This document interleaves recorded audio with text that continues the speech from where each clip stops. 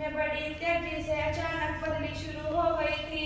इस अध्याय में हम 18वीं शताब्दी के पूर्वार्ध मोटे तौर पर 1707 में जब औरंगजेब की मृत्यु हुई थी, 1761 तक जब पानीपत की तीसरी लड़ाई हुई के दौरान उपमहाद्वीप के उत्पन्न हुए नई राजनीतिक शक्तियों के बारे में पढ़े गए मुगल साम्राज्य और परवर्ती मूलों के लिए संकट की स्थिति। अध्याय 4 में आपने देखा था कि मुगल साम्राज्य अपनी सफलता की ऊंचाई पर किस प्रकार पहुंचा था और फिर 17वीं शताब्दी के अंतिम वर्षों में उसके सामने तरह तरह के संकट किस प्रकार खड़े होने लगे थे। ऐसा अनेक कारणों के हुआ। बादशाह और रजय में दक्कन में 1679 में लंबी लड़ाई लड़ते हुए साम्राज्य के सैन्य और वित्तीय संसाधनों को बहुत अधिक खर्च कर दिया था। औरंगजेब के उत्तराधिकारियों से शासनकाल में साम्राज्य के प्रशासन की कार्य कुशलता समाप्त होने लगी और मनसबदारों के शक्तिशाली वर्गों को वश में रखना केंद्रीय सत्ता के लिए कठिन हो गया।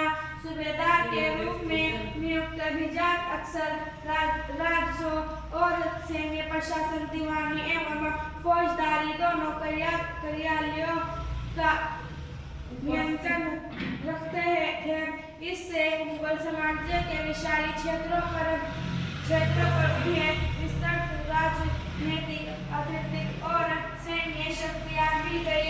जैसे जैसे सूबेदारों ने प्रांतों पर अपना नियंत्रण किया, राजधानी में पहुंचने वाले राजस्वों की मात्रा में कमी आती गई। उत्तरी तथा पश्चिमी भारत के अनेक हिस्सों में हुए जमींदारों और किसानों के विद्रोहों पर कर्जक आंदोलनों ने इन समस्याओं को और भी गंभीर बना दिया। कभी कभी ये विद्रोह पड़ते हुए करोड़ों भार के विरुद्ध किए गए थे और कभी कभी ये शक्तिशाली सरदारों के द्वारा अपनी स्थिति के बनाने की कोशिशों थी।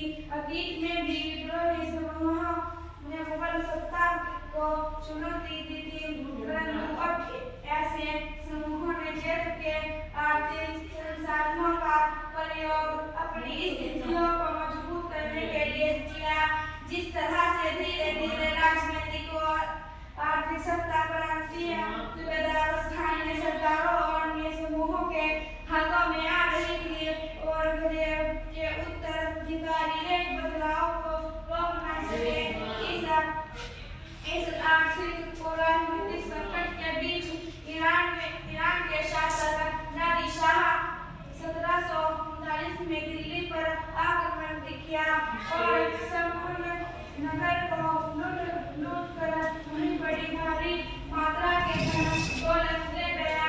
नादिर शाह के आक्रमण के बाद अफगान शासक अहमद शाह अब्दाली के आक्रमणों को लगा रहा।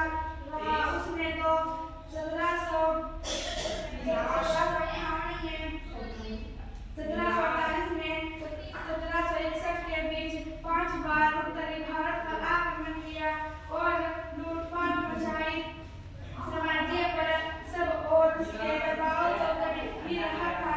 अभिजातों के विभिन्न समूहों की पासवारी पड़ती उसे और भी कमजोर बना डाला।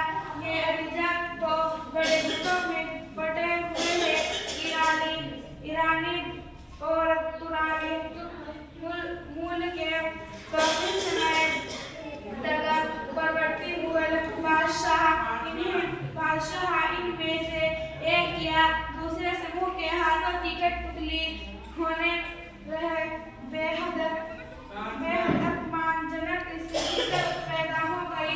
जब दो मुगल बादशाहों पर हसीर 1713-1719 और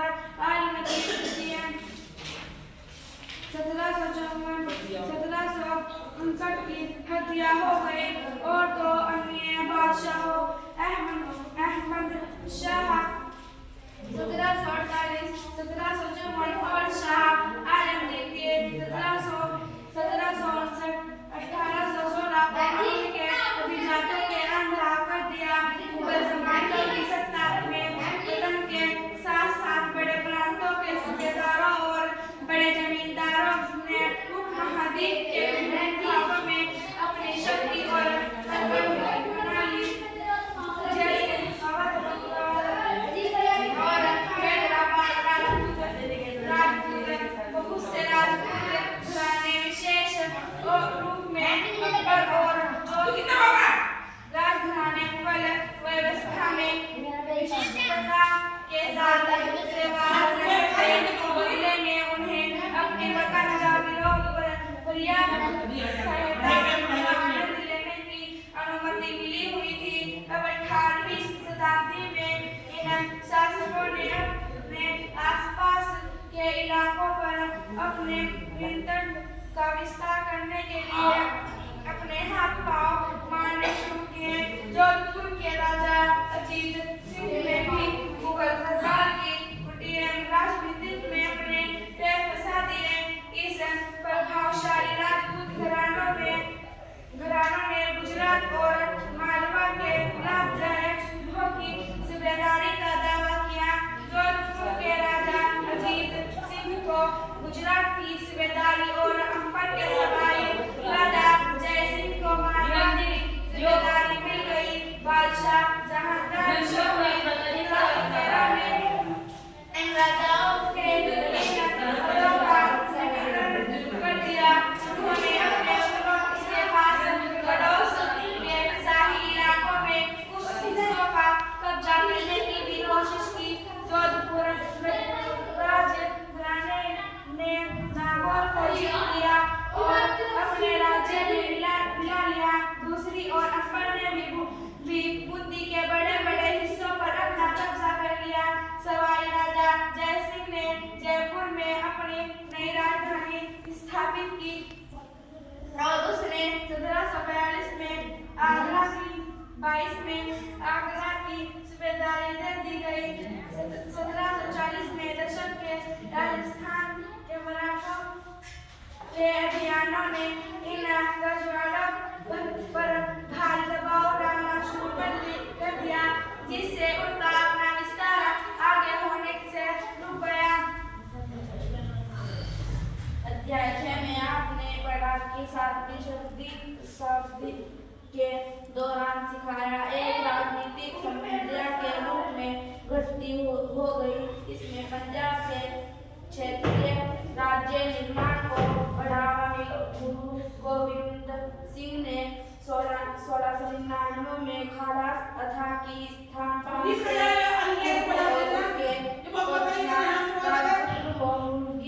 शासकों के खिलाफ कई लड़ाइयाँ लड़ी। 1708 में गुरु गोविंद सिंह ने मित्र के बाद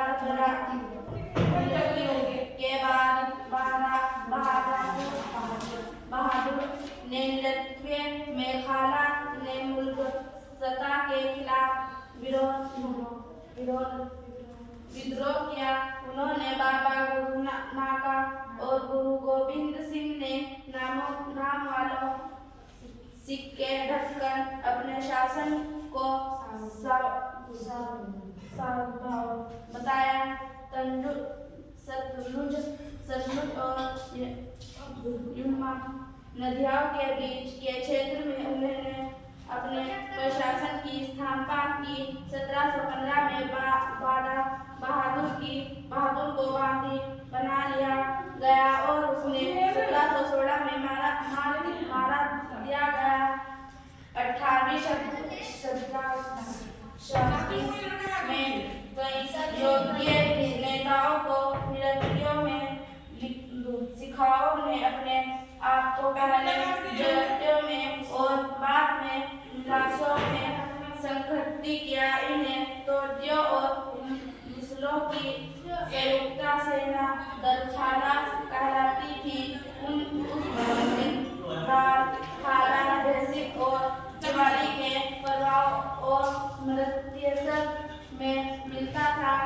इन्हें बैठकों में वे महसूस की निर्माण किए जाते थे जिन्हें गुरु के वाक्य कहा जाता था। सिखों ने रखी व्यवस्था स्थापित की जिसके अंतर्गत किसानों से उनकी उत्पादकता प्रसारित करके रूप में लेकर बदलने में उन्हें रक्षा प्रदान किया जाता था। गुरु गोविंद सिंह ने खाला को प्रेरित किया था कि शासन उनके भारतीय में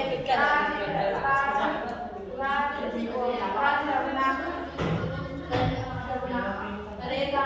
खाला अपने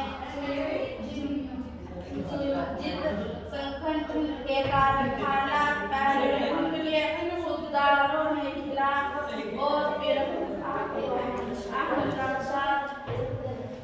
अब्दाली के खिलाफ सफल विरोध प्रकट कर सका।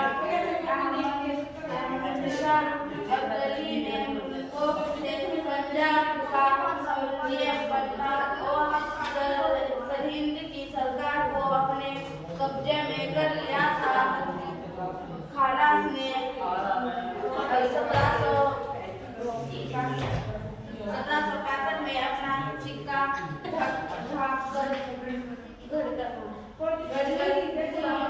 शासन की ये महत्वपूर्ण है। इस सिक्के पर शब्द वही थे जो बंदा बहादुर के समय ये किला खालसा के आदेशों में पाए जाते हैं। 18वीं शताब्दी में अमित भाग में सीखे इलाके सिद्धू से यूरोप तक फैले हुए थे। ये विभिन्न शासकों में बैठे